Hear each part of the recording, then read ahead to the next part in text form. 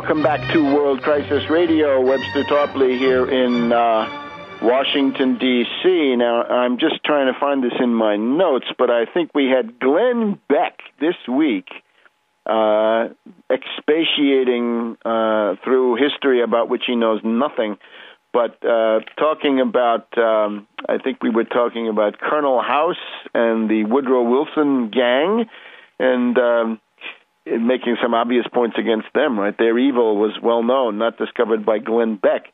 But Glenn Beck says that conspiracy theories are planted by the ruling class, I guess, and that the one of the conspiracy theories was that the Hillary Clinton camp started the story that Obama was not born in the United States, but rather born in Kenya.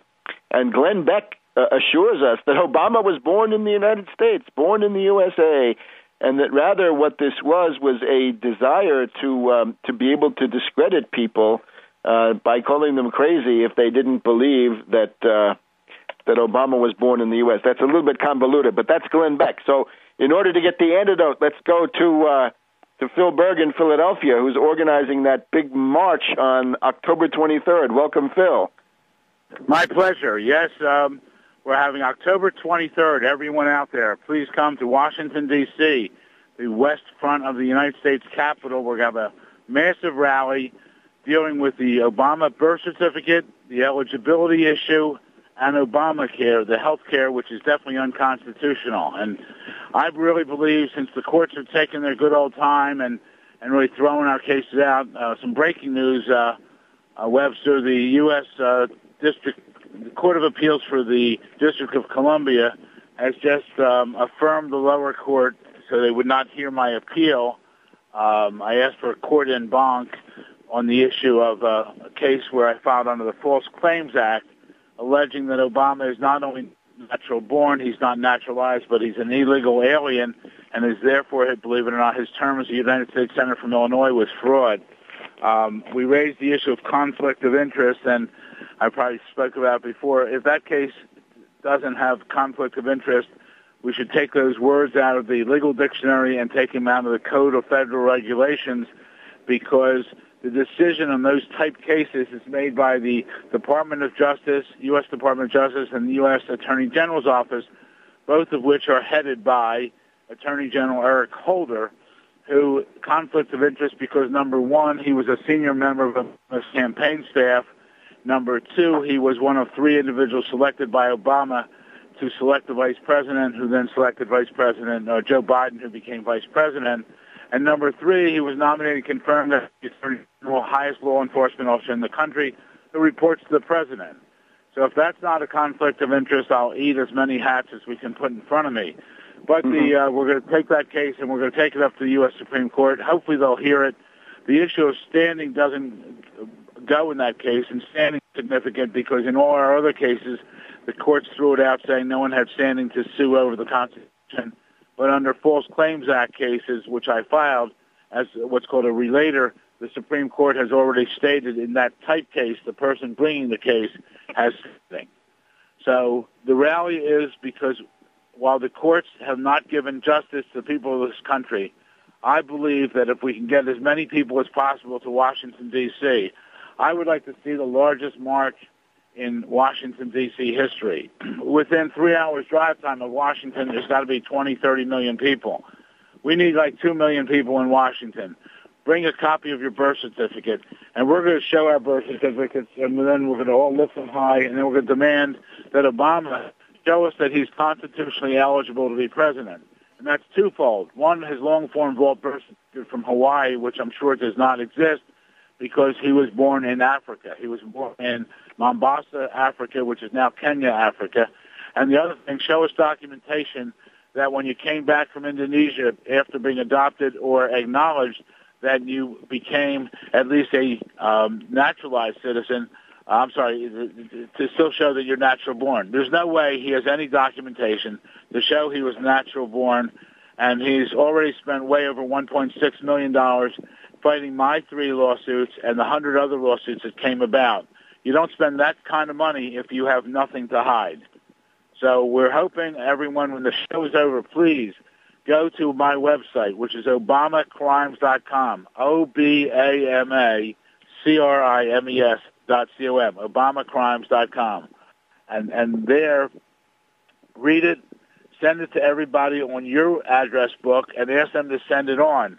We really need the people there. I think if the large number of people come out, which I think should, because remember, the documentation he has shown, which is a certification of live birth, you can't even get, you can't register your child for Little League or get a passport with that document. Obama is a phony, a fraud, an imposter. This is the biggest hoax against our country in 234 years. And Obama should be ashamed of himself. When all is said and done, Obama, Michelle Obama, Howard Dean, the former head of the Democratic National Committee, other senior members of the campaign staff, and now senior members of the administration of Obama should all be subjected to the criminal justice system and tried, and those convicted should go to jail. I mean, this really is unbelievable. Obama has not shown. He's arrogant. What other president in the United States has gone around the world apologizing for the acts of the United States? What other president? None. What other president has gone and bowed to the Saudi king? What other president has bowed to the Japanese empire? What other president has bowed down to the leader of China? None. None. It's an absolute total disgrace. And I am doing everything in my power. This is now my 26th month to keep pursuing this because I really believe that it's an injustice to all of us out there. I'm doing this for the 308 million people in this country who deserve to know the truth.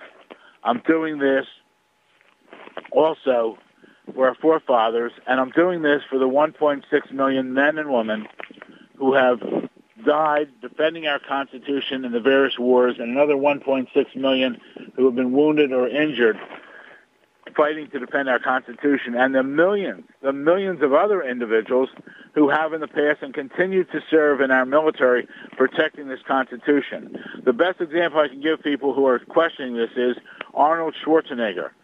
Arnold Schwarzenegger, for years people have asked him to run for president, and what does he say? He says, amend the Constitution. Amend the Constitution. I was born in Austria. Obama doesn't say anything. He's basically walking all over the Constitution, and we have to stop this because we're the laughing stock of the world. So please go to obamacrimes.com. Please join me on Saturday, October 23rd from noon to 4 p.m. at the west side of the Capitol in Washington, D.C. We deserve the truth.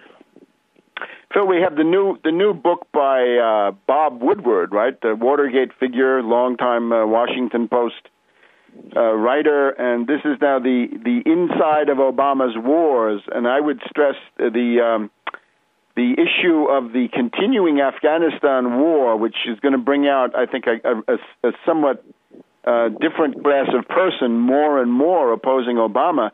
That he is a warmonger, and that you can see he does this in a very cynical way, because in this book by Bob Woodward, he tells somebody in the White House, look, I'm going to give you until July of 2011, because I'm going to do that for political reasons, but I don't want to continue it beyond that because I'll lose the entire Democratic Party.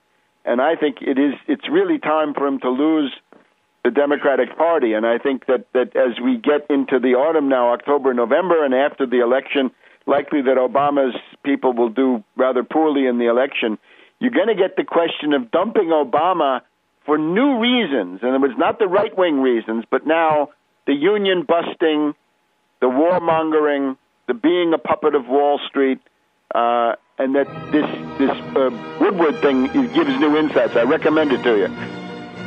I will do that, and the umbrella, I'm reaching out to everybody here, everyone who can join with us in this effort. Okay, we'll see you next week, Bill. October 20th. Thank you. ObamaCrimes.com.